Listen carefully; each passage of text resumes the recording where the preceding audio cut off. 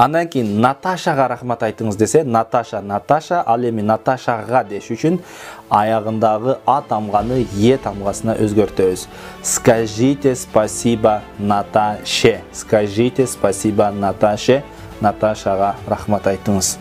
Невеста дей турган болсок, келин, турмушка чыгып аткан кызды невеста деп айтабыз.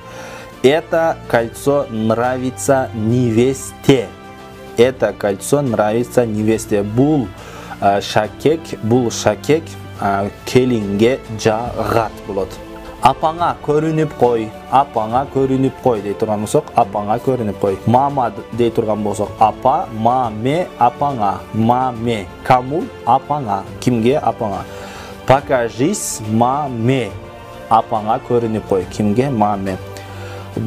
Муну Лорага бергиле дейсе, Лорага дей турган болсок, аягы А тамгасы менен аяктап атат. Лора, лоре болот экен демек.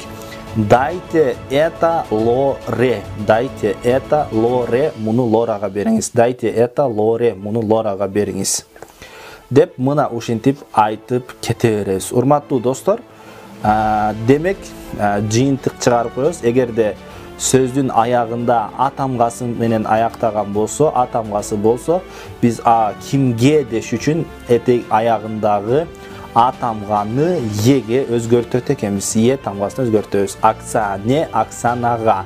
Наташе, Наташага. Гүлзине дей турган болсо, Гүлзинага. Гүлзине, Гүлзинага. Гүлзина. Бабушке, чоң энеме деп. Мисалы үчүн кимге чоң энеме деген суроого жооп берет.